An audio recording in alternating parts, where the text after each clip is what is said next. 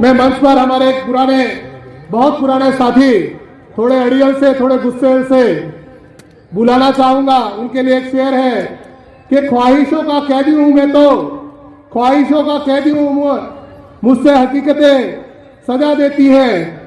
आसमान चीजें का शौक नहीं मुझे मुश्किलें मजा देती हैं, मुझे मुश्किलें मजा देती हैं। भाई अनुतोष रौत मंच पर आवे और अपना उद्बोधन देवे। इसके बाद आसपुर साबला के साथी अगर आ गए मंच के पास आ जाए, आप लोगों के भी सांस्कृतिक कार्यक्रम, रमेश भाई उनकी टीम, आसपुर साबला वाले साथी।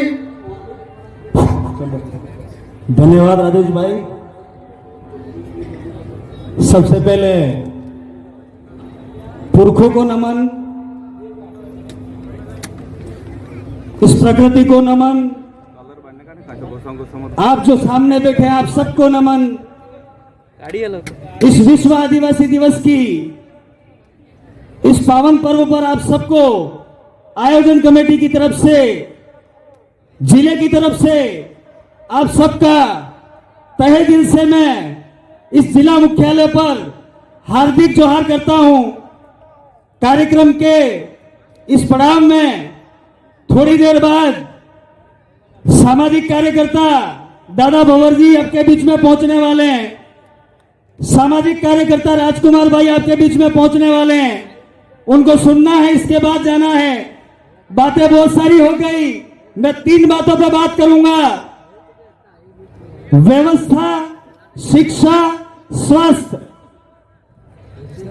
व्यवस्था के बारे में मैं बता दूं, ये जो पुरखाई व्यवस्था है ये हमारे बाप दादाओं की बनी हुई व्यवस्था है। इसी को देख करके, इसी को मान करके यूएनओ ने विश्व आदिवासी दिवस घोषित किया है। सबसे पहले मैं उन घोषित करने वालों को धन्यवाद आपकी ओर से देना चाहता हूं। हमारे पहनावे, हमारी संस्कृति की वजह से ये दिन मनाने को हमको मिला।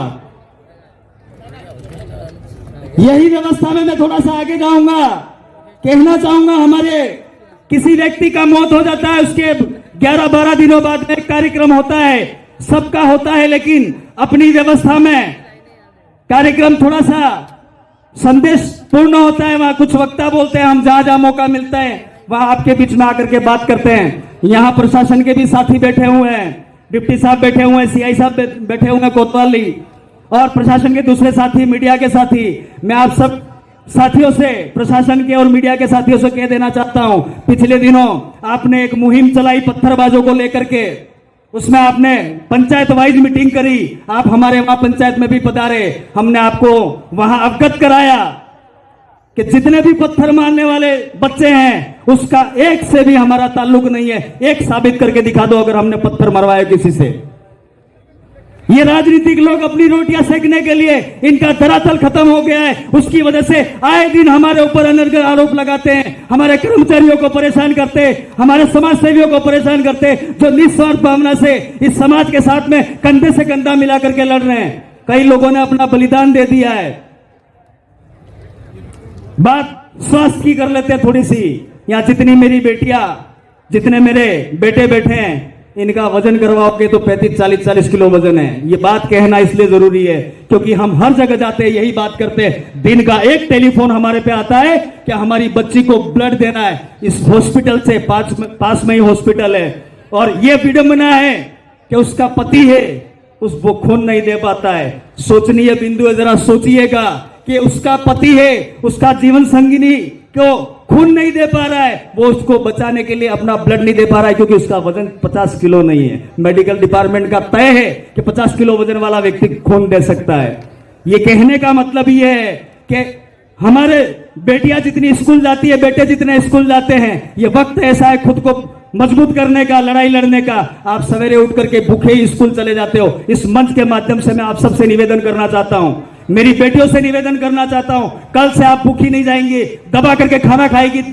कम से कम दिन में 3 टाइम खाना करके मजबूत रहोगे तो इस सिस्टम से लड़ पाओगे। सिस्टम मारने पे उतारू हो गया है, चाहे वो केंद्र का हो, चाहे वो राज्य का हो। मैं किसी पार्टी को इस मंच के माध्यम से गाली नहीं देना चाहता हूं। अगर ये जितनी सरकारी योजना देनी ही है आप वन विभाग के अंदर दीजिए। क्या कारण है कि आदिवासी निवासरत रहता है वहीं आप इन योजनाओं को देते हैं? ये कहने का मतलब इसलिए, मेरी पंचायत का मसला था, वन विभाग की जमीन को लेकर के वहां पंचायत भवन बनवा रहे हैं हम लोग। तो ये जितने पावर प्लांट आते हैं, जितनी भी स्कीमें आती है सरकार की, यही वन विभाग के क्षेत्र के अंदर सरकार क्यों नहीं लगा सकती है? अडानी अंबानी को दे सकती है, तो यहां देने में क्या मौत आ रही है इनको?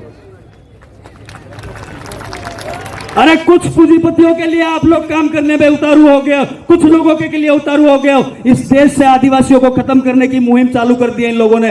ये विश्व आदिवासी दिवस के लिए इसलिए कह रहा हूं, पूरा विश्व इस व्यवस्था के अनुसार चलता है। एक बहुत बड़ा गंभीर मसला है हमारे समाज में, वो फिर कह देना चाहता हूं, जहां जहां मौका मिलता है वहां हम लोग कहते हैं पोक्सो। ये बहुत बड़ी दुखद बात है। प्रशासन के भी साथियों को अवगत करा देना चाहता हूं, राजी खुशी साथ में जाते हैं, 5 लाख की लालच में वकील, 5 लाख की लालच में प्रशासन के अधिकारी उस बेटी के और उस बेटी के द्वारा बेटे के खिलाफ मुकदमा दर्ज करा देते हैं। वो जाता तो 16-17 साल का है, जब वो बाहर आता है तब उसकी उम्र 36 से 40 साल के आसपास हो जाती है। वो मेरी उम्र का होकर के बाहर आएगा। साथियों, सोचने का वक्त आ गया है। ये जितने भी मसले हैं वहां उस पंडाल के अंदर कमेटी व्यवस्था के कमेटी बैठे हुए हैं, उनसे जाकर के संपर्क करके गांव के वडीलों से, गांव के रिटायरमेंट कर्मचारियों से आप मिलकर के काम करें। एक लाश पत्थरबाजी का जो मामला है, यहां जितने बैठे हो, यहां जितने कर्मचारी आए हो, जितने कमेटी आए हो, जितने नेता आए हो, उन सब की जिम्मेदारी बनती है अपनी अपनी पंचायत में 10 लोगों की ऐसी टीम बनाए जो रात के अंदर गश्त लगाए। और ये पत्थर मारने वाले किसी के सगे नहीं है, वो देख के नहीं मारते हैं कि ये आदिवासी, ये बामण है, ये राजपूत है, ये बनिया है। वो लूट मार करने के लिए, उसकी आकांक्षा को पूरा करने के लिए, उसी बात को जोड़ते हुए मैं मेरी लास्ट बात कहना चाहूंगा। सरकार बहुत सारी स्कीमें देती है पंचायत के माध्यम से, प्रधान कोटे से, एमएलए कोटे से, सांसद कोटे से बहुत सारी स्कीम्स देती है। फ्री की रेवड़ी बढ़ती है, ऐसा पिछले चुनाव में चला। अगर देना ही चाहती है सरकार, अनाज तो हम पकाने वाले लोग हैं, खाने वाले लोग हैं। अगर देना ही है, हर घर में एक बेटा पड़ा हुआ है, हर घर में एक बेटी पड़ी हुई है, उसको नौकरी दे दीजिए बिना कंपटीशन के। अगर आपको देने का ही शौक है और देना ही चाहते हो, इन आदिवासियों का भलाई करना चाहते हो, हर बेटा बेटी ट्रेनिंग करके बैठा हुआ है, उसको नौकरी दे दीजिए, यहाँ की समस्या खत्म हो जाएगी। बहुत सारी बातें दोस्तों करने को मन करता है। आज जो कार्यक्रम में हमने एक आयोजन कमेटी और हमने एक तय ये किया था कि डीजे के गानों पे हम लोग, डीजे के गाने पे हम लोग यहाँ नहीं प्रस्तुतियां करवाएंगे, लेकिन जिनका कार्यक्रम रह जाए वो मायूस मत होना। अक्टूबर महीने के अंदर बेंडका के अंदर कार्यक्रम है, वहां हम रात्रि कार्यक्रम में सारे सांस्कृतिक कार्यक्रमों को मौका दे देंगे, इसलिए आप निराश नहीं होए। लास्ट एक और बात है, आज से ये प्रण करके जाइएगा, जो भी मेरी बेटियां बेटे और बड़े बैठे हैं, बड़ों का सम्मान करिएगा। ये आपका अंकल है, ये आपका बड़ा भाई है, इस व्यवस्था पे चलोगे, सम्मान करोगे, सामूहिक परिवार में रहना है, दादा दादी के साथ रहना है, काका काकी के साथ रहना है, बाबा बाबी के साथ रहना है, उनकी बात को मानना है। और सरकारों को यह अवगत कराने देना चाहता हूं, कारवां धीरे धीरे बढ़ रहा है, दे दीजिए जो देना चाहते हो।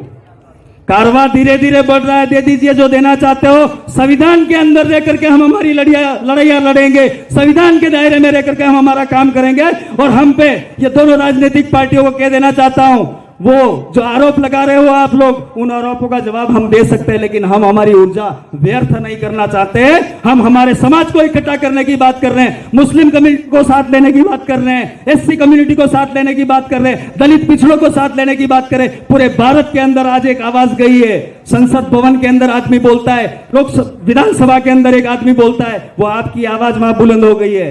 अभी तो कुछ लोगों के होर्डिंग पे फोटो लगे, आज देखता देखता आया।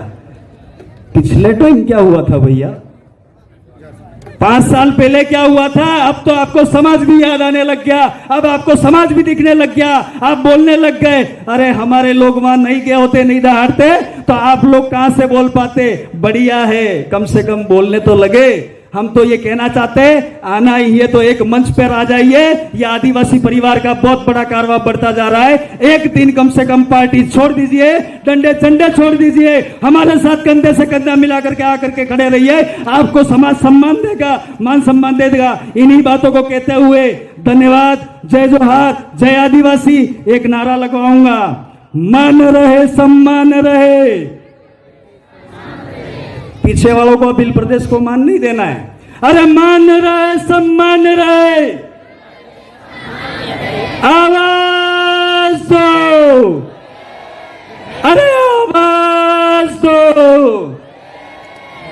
अभी तो लियंगड़ाई है। फिर मिलेंगे, फिर बात करेंगे। खुश रहना, आबाद रहना। जब भी मिलेंगे समाज के लिए बात करेंगे।